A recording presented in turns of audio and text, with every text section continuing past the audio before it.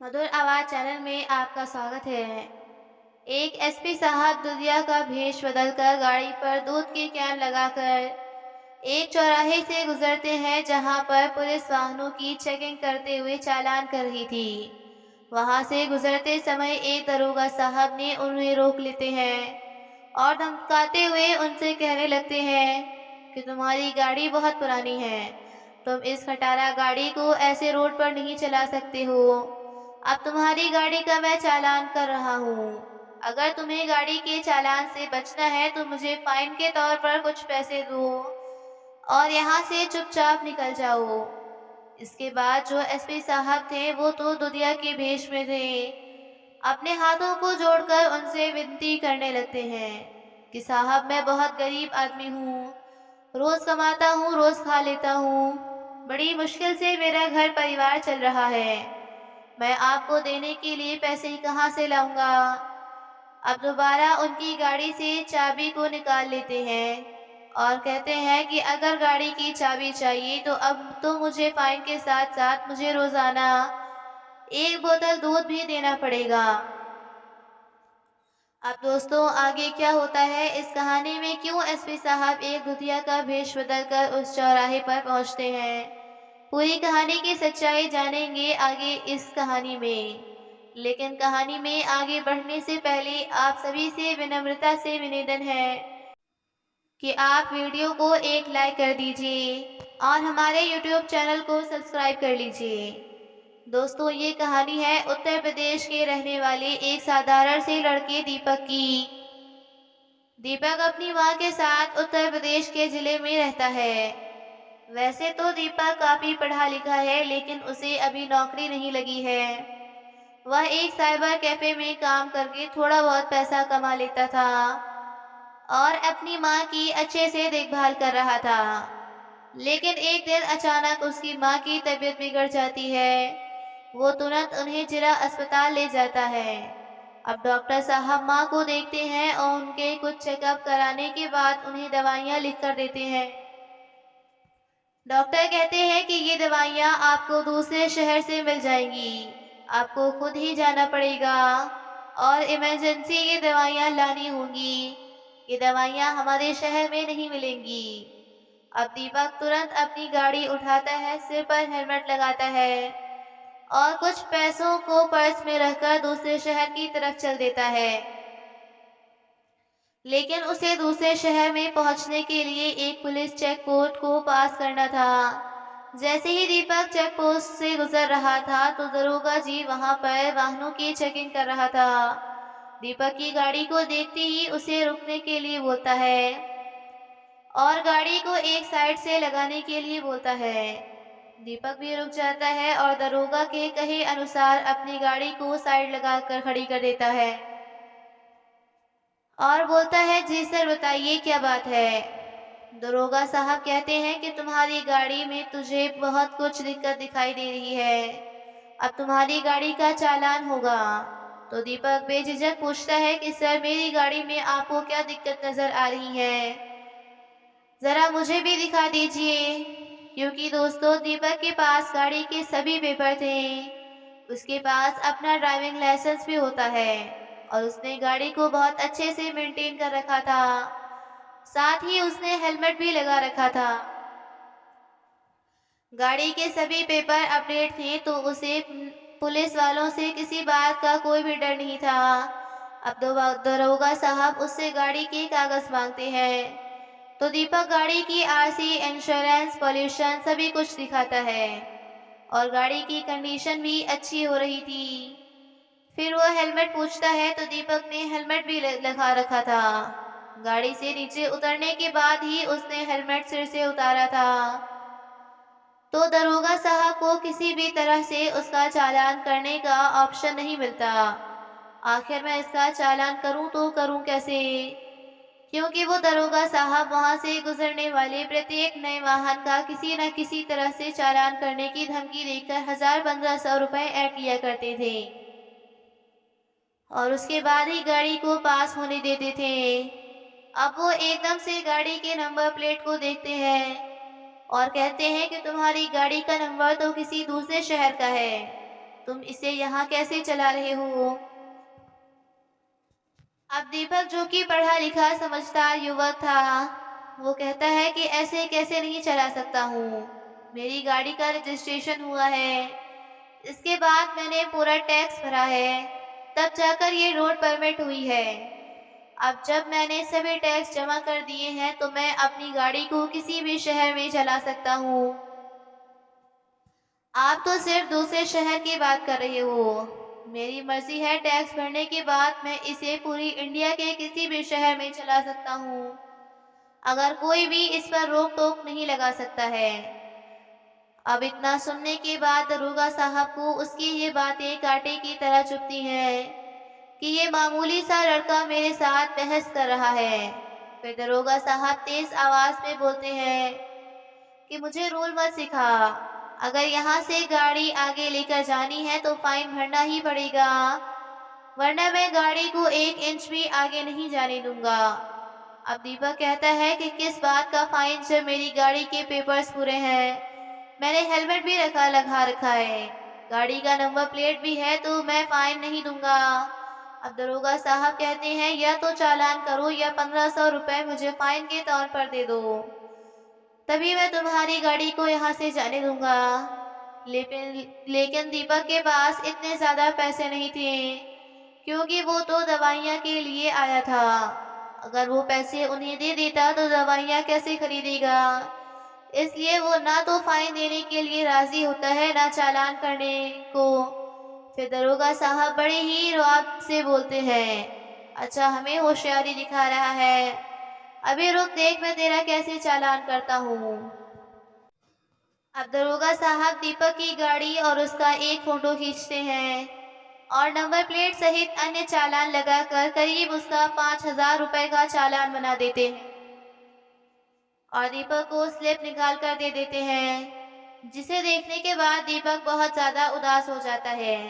लेकिन वो सोचता है खैर कोई बात है, इस चीज़ के बारे में बाद में देखा जाएगा, फिलहाल मुझे दवाइयाँ लेकर जाना है। इसके बाद वो उस मेडिकल पर पहुंचता है और दवाइयाँ लेकर वापस अपनी माँ के हॉस्पिटल में पहुंच जाता है। फिर अपनी माँ से बताता है कि माँ, मैं जब दवाइयाँ लेने के लिए शहर में गया था तो एक चेक पोस्ट पर दरोगा ने खामखा मेरा 5000 रुपए का चालान कर दिया है।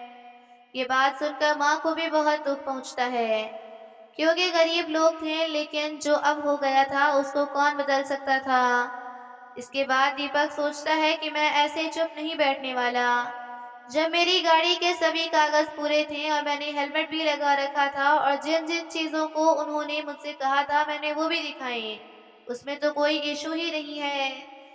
अब दीपक फैसला कर लेता है कि मैं इतनी आसानी से इस चालान को नहीं भरूंगा, क्योंकि आज ये मेरे साथ हुआ है और हर रोज़ किसी न किसी के साथ ऐसा ही होता रहता है। मैं इस बात को बड़े बड़े अधिकारियों तक पहुंचाऊंगा कि हमारे शहर में ऐसा भी हो रहा है। सभी डॉक्यूमेंट होने के बावजूद भी कैसे न कैसे करके चालान कर ही दिया जाता है। अब दीपक उस चालान का फोटो खींचता है, अपनी गाड़ी का नंबर प्लेट का भी फोटो खींचता है और दोनों की कॉपी बनाकर सोशल मीडिया पर उस शहर के ट्रैफिक अधिकारी को टैग करते हुए पोस्ट कर देता है। साथ में अपना एक वीडियो भी अपलोड करता है, जिसमें वो सारी घटना के बारे में विस्तार से बता रहा होता है। अब दीपक की वो फोटो और वीडियो कुछ दिनों के बाद सोशल मीडिया पर वायरल होने लगती है।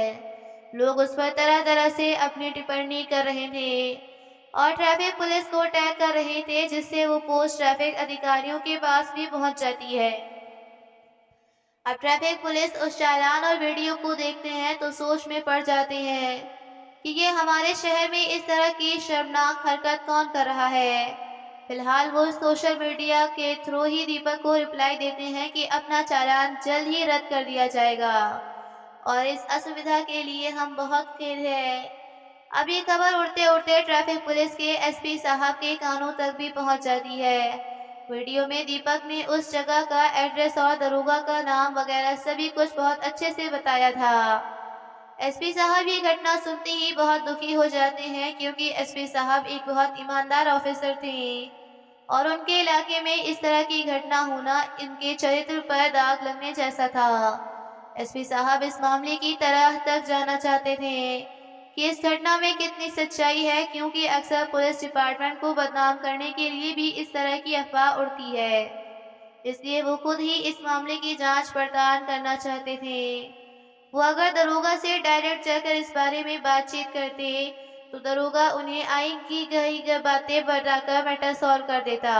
तो एसपी साहब एक प्लान के हिसाब से अपने आप को दुधिया के भेष में बदल लेते हैं और गाड़ी पर दूध की कैन लगाकर सिर पर एक हेलमेट लगाते हैं और उस चौराहे से गुजरते हैं, जिस चौराहे के बारे में उस वीडियो में बताया गया था।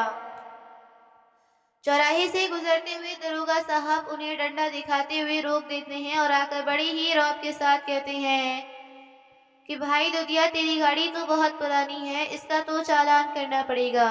अब दुधिया अपने हाथों को जोड़ लेता है, कहता है साहब मैं बहुत गरीब आदमी हूँ, रोज कमाता हूँ रोज खाता हूँ, आप मेरा चालान मत कीजिए, वैसे भी मेरी गाड़ी के पूरे पेपर्स पूरे हैं। तो दरोगा साहब कहते हैं कि गाड़ी की कंडीशन तो देख कितनी पुरानी है, ला पेपर दिखा इसके। फिर दुधिया गाड़ी के पेपर दिखाता है, कहता है कि साहब ज़्यादा पुरानी नहीं है, सिर्फ 5 साल ही हुए हैं, अभी भी अच्छे से वर्किंग में है, मैंने सभी कागज भी अपडेट कर रखे हैं। अब दरोगा साहब उनके हेलमेट को देखते हुए कहते हैं कि तेरा हेलमेट भी टूटा है।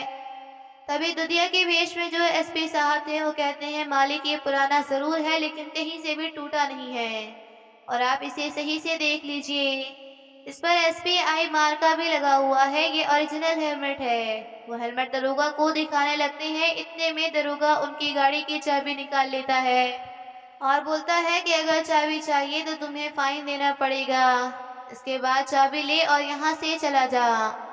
ये सब देखकर एसपी साहब का गुस्सा 7वें आसमान पर पहुंच जाता है, लेकिन फिलहाल वो अपने आप को कंट्रोल करते हैं, क्योंकि वो उसे रंगे हाथों पकड़ने की फिराक में थे ताकि उसके ऊपर सख्त से सख्त कार्रवाई कर सकें।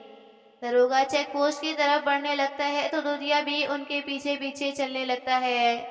इतने में ही एक हवलदार आता है और एसपी साहब को थोड़ा सा साइड में लेकर जाता है, समझाता है कि अरे क्यों बड़े साहब से खामखा पंगा ले रहे हो, तुम ऐसा करो इन्हें 500 का एक नोट दे दो, इस बारे में मैं खुद इनसे बात कर लूँगा, ये तुम्हें यहाँ से फिर जाने देंगे। इसके बाद वो हवलदार दरोगा साहब को इशारा करके बुला लेता है और कहता है कि साहब इसे माफ़ कर दीजिए, बेचारा गरीब आदमी है, कोई बात नहीं, आप जाने दीजिए, ये 500 रुपये फाइन के तौर पर आपको देने के लिए राजी है। इतने में ही दुधिया के भेष में एसपी साहब बोल पड़ते हैं कि मैं अभी तो 500 रुपये देने के लिए तैयार हूँ, लेकिन मैं तो रोजाना यहीं से गुजर कर जाऊंगा, तो मैं रोजाना आपको 500 रुपये कहाँ से दूंगा। इतना सुनते ही दरोगा साहब कहते हैं कि तू ऐसा कर, फिलहाल 500 रुपये जमा करे और फिर रोजाना एक बोतल दूध हमें देकर जाया कर, हमारी चाय पानी का इंतजाम हो जाएगा, फिर तुझे यहाँ कोई रोक टोक करने वाला नहीं, तू हेलमेट लगाना या मत लगाना तुझे कोई नहीं रोकेगा। फिर एसपी साहब कहते हैं कि दरोगा जी, दूध तो मैं आपको नहीं दे सकता हूँ, क्योंकि मेरा दूध नपा तुला होता है, अगर ऐसे आपको दूध दे दूंगा तो मेरे ग्राहकों की पूर्ति नहीं होगी। तो दरोगा जोर से हंसता है और कहता है, अरे दुधिया, तुझे क्या दूध की कमी आएगी, तो वैसे भी रोजाना दूध में पानी मिलाता ही है, कल से 1 लीटर पानी ज्यादा मिला देना, जिससे हमारा भी काम चलता रहेगा। इस पर सभी जोर जोर से हंसने लगते हैं।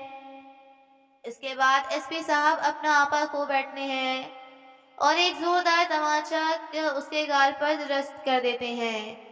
अब जैसे ही ये बात अस्पताल आसपास खड़े सभी सिपाहियों को पता चलती है कि दरोगा जी को उस दूध वाले से जोरदार थप्पड़ मार दिया गया है, तो सभी पुलिस वाले उनको चार तरफ से घेर लेते हैं और उन्हें पकड़ने के लिए आगे बढ़ते हैं। इतने में ही एसपी साहब अपना आईडी कार्ड निकालते हैं और हवा में लहराते हुए कहते हैं, खबरदार, किसी ने भी एक कदम आगे बढ़ाया तो अंजाम बहुत बुरा होगा। मैं इस जिले का एसपी हूँ, तुम जो करतूत आज तक करते आए हो वो सब सोशल मीडिया पर बहुत तेजी से फैल रही हैं।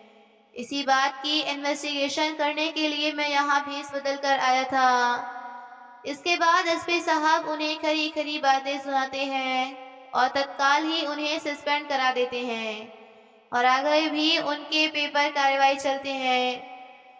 अब जैसे ही ये खबर दीपक को पता चलती है तो वो अपनी माँ को भी बताता है और कहता है कि माँ, सभी पुलिस वाले एक जैसे नहीं होते। जिस जगह पर मेरा जबरदस्ती चालान किया गया था वहां पर एसपी साहब ने गुप्त तरीके से छापामारी करके उन सभी को सस्पेंड कर दिया है। ये बात सुनने के बाद दीपक की माँ कहती है कि बेटा, भगवान के घर देर है देर नहीं, बुराई ज्यादा दिन तक टिक नहीं पाती। बुराई का सिर हमेशा नीचे ही झुकता है, जैसे ही एसपी साहब ने आज करके दिखाया। तो दोस्तों, ये रही आज की कहानी, जिस कहानी में एक एसपी साहब दुधिया का भेष बनाकर चेकपोस्ट चौराहे पर पहुंचते हैं और वहां के करप्ट दरोगा को बहुत अच्छे से सबक सिखाते हैं। आप क्या कहना चाहोगे हमारे एसपी साहब के बारे में? 2 शब्द अवश्य लिखें। और दीपक जैसे पढ़े लिखे युवा पीढ़ी के लिए आपकी क्या राय है, हमारे साथ कमेंट करके अवश्य शेयर करें। दोस्तों, हमें अपने साथ हो रहे अन्याय के खिलाफ हमेशा आवाज़ उठानी चाहिए, जैसा कि कहानी में दीपक ने उठाई थी। अगर वो भी चुप रह जाता तो उन दरोगा जैसे ऑफिसर का हौसला बढ़ता रहता। आजकल डिजिटल का दौर है, किसी भी खबर को सोशल मीडिया पर फैलाने में समय नहीं लगता। बस हमें अन्याय के खिलाफ आवाज़ उठाते रहना चाहिए। दोस्तों, अगर आपको ये कहानी ज़रा भी पसंद आई हो तो वीडियो को एक लाइक कर दीजिए और हमारे YouTube चैनल को सब्सक्राइब कर लीजिए। मिलते हैं फिर से एक नई और इंटरेस्टिंग कहानी के साथ।